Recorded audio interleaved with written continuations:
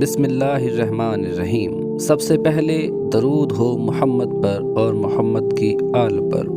اللہم صلی علی محمد و علی آل محمد وبارک وسلم تسلیما۔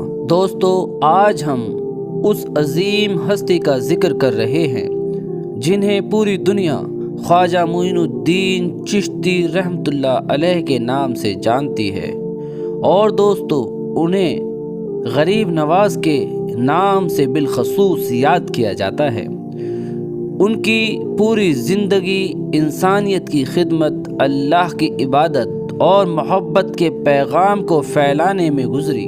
آئیے ان کی مقدس زندگی کو پڑھ کر کچھ فیوز و برکات حاصل کرتے ہیں۔ دوستو، خواجہ معین الدین چشتی رحمۃ اللہ علیہ کی پیدائش ایران کے ایک علاقے سیستان میں ہوئی۔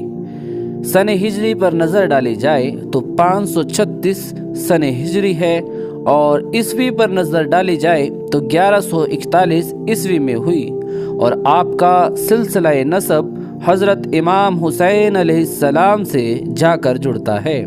اس وجہ سے آپ حسینی سید ہیں۔ آپ کے والد کا نام سید غیاث الدین رحمۃ اللہ علیہ ہے، اور آپ کی والدہ ماجدہ کا نام بی بی ماہ نور رحمۃ اللہ علیہ ہے۔ دوستو، آپ کو بتلاتا چلوں، خواجہ معین الدین چشتی اجمیری رحمۃ اللہ علیہ آپ بچپن سے ہی نرم دل اور عبادت گزار تھے۔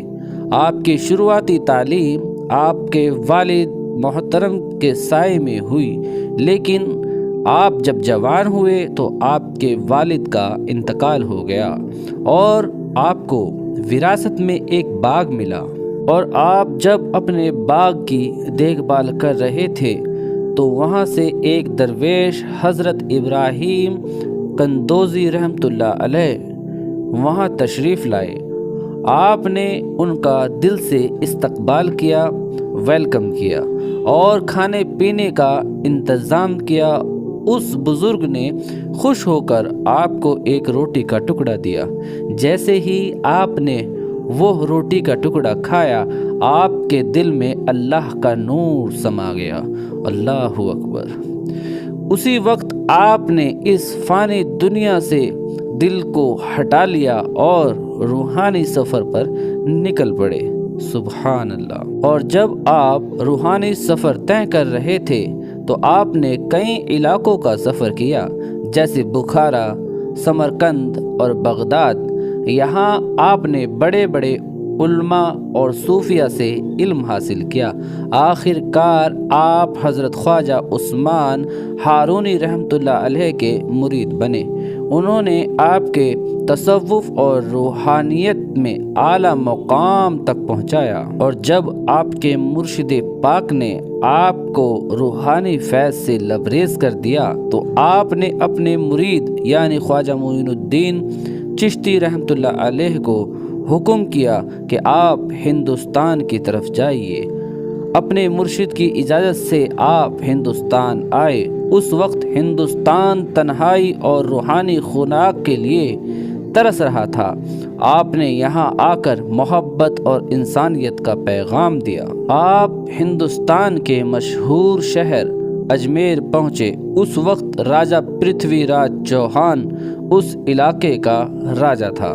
یہاں آپ نے ایک پہاڑی کے نیچے ڈیرا ڈالا اور عبادت اور توبہ کی دعوت دینا شروع کر دیا۔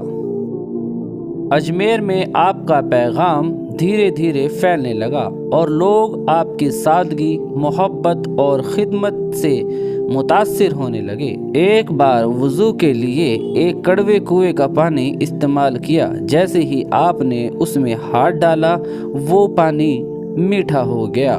آج بھی وہ کنواں اجمیر شریف میں موجود ہے۔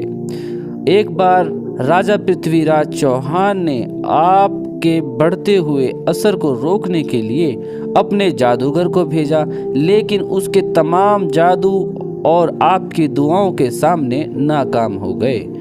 آخرکار وہ جادوگر بھی آپ کا مرید بن گیا۔ اور اسی طرح ایک غریب عورت اپنی بھوکمری کی شکایت لے کر خواجہ غریب نواز کی بارگاہ میں پہنچی اور اس دکھیاری نے فریاد کی، اے خواجہ مہاراجا، میں بہت بھوکی ہوں اور مجھے کچھ عطا کیجیے۔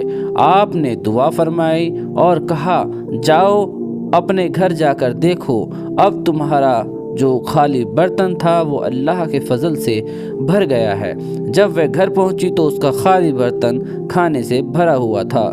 سبحان اللہ۔ اور دوستو، یاد رہے خواجہ معین الدین چشتی اجمیری رحمۃ اللہ علیہ کی یہ کچھ خاص تعلیمات ہیں ہم سب کے لیے جو خواجہ غریب نواز معین الدین اجمیری رحمۃ اللہ علیہ کو مانتے ہیں، انہیں اپنا رہبر سمجھتے ہیں۔ دوستو، یہ تعلیمات کچھ اس طرح ہیں کہ بھوکے کو کھانا کھلایا جائے، یتیموں اور غریبوں کی مدد کی جائے، انسانیت کی خدمت کو اللہ کی عبادت سمجھنا چاہیے، نفرت کی جگہ محبت کا پیغام پھیلانا چاہیے۔ اور دوستو، آپ کا فرمان عالی ہے، اصلی عبادت یہی ہے کہ تم دوسرے کے کام آؤ۔ اگر اللہ کی محبت چاہتے ہو تو اس کی مخلوق سے محبت کرو۔ اور آپ کا وصال مبارک کچھ اس طرح ہوا۔ خواجہ غریب نواز رحمۃ اللہ علیہ کا وصال 6 رجب 633 ہجری یعنی 1236 عیسوی میں اجمیر شریف میں ہوا۔ آپ کا مزار مبارک آج بھی پوری دنیا میں محبت اور روحانیت کا مرکز ہے۔ ہر سال لاکھوں لوگ آپ کی درگاہ پر جاتے ہیں اور اللہ کی رحمت کے طلبگار بنتے ہیں۔ اللہم صلی علی محمد و علی آل محمد۔ دوستو، ہمیں کہنے سننے سے زیادہ عمل کی توفیق عطا فرمائیں، آمین۔